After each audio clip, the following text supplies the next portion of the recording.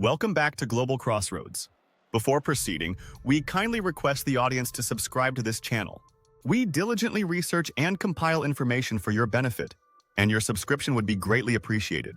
Moving on, June 2025 has been a month of intense activity, marked by high-stakes diplomacy, continued conflict, and significant economic movements.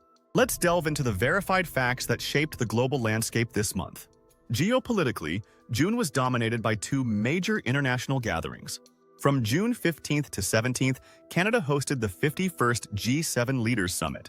The focus of discussions revolved around strengthening inclusive economies, addressing climate change initiatives, and the regulation of emerging technologies. Underlying these discussions were the pervasive impacts of global conflicts on energy and food security, and the need for coordinated economic responses.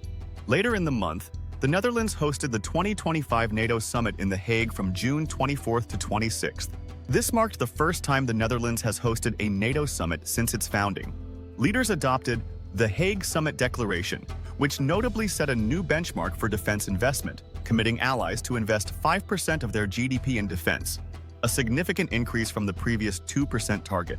This includes 3.5% for core defense requirements and 1.5% for defense and security-related investments. The summit reaffirmed continued support for Ukraine, and discussions covered a broad range of security challenges, from Russian aggression to cyber attacks and strategic competition. Side meetings included those between high-level officials, including the US President and the President of Ukraine. On the conflict front, the Israel-Iran situation remained highly volatile.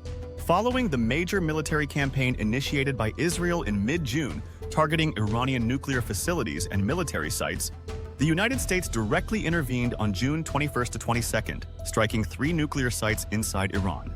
This escalation led to a fragile ceasefire agreement on June 23rd, brokered with assistance from the Qatari government and direct communication between the US President and the Israeli Prime Minister. While a ceasefire was in place, there were immediate accusations of violations from both sides.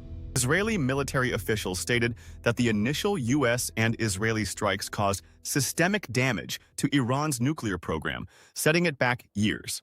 However, the path forward for US-Iran relations remains uncertain, with conflicting statements regarding potential future negotiations.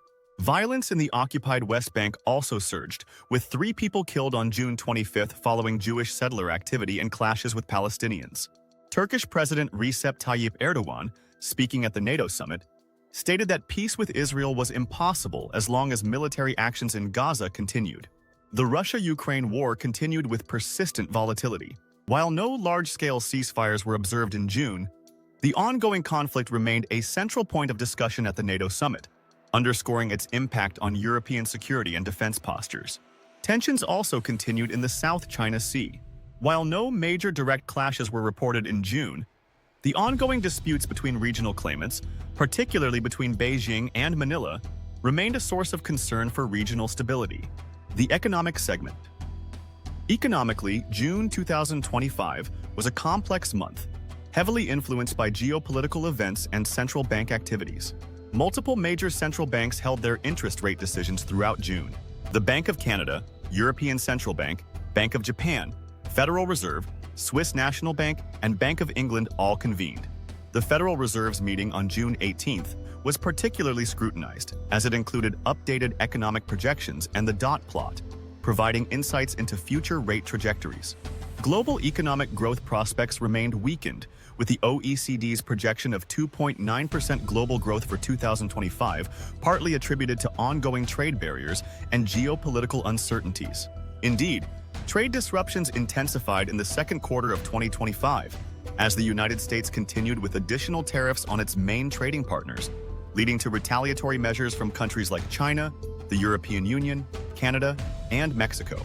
These trade tensions compounded the economic fallout from ongoing wars, contributing to global economic slowdown and inflationary pressures. Concerns about U.S. fiscal policy also grew as Treasury yields, particularly on 20-year notes, breached 5.0%. Supply chain disruptions continued to be a concern, with shipping rates experiencing significant jumps in early June as importers attempted to reroute vessels. This led to manufacturing job losses in May as parts shortages impacted production, contributing to fears of stagflation. a period of rising inflation and escalating unemployment. June 2025 has reinforced the interconnected nature of global geopolitics and economics. From the strategic decisions made at the G7 and NATO summits to the volatile dynamics of active conflicts and the ripple effects on global markets, the world remains in a state of flux. We will continue to track these crucial developments. Thank you for watching Global Crossroads.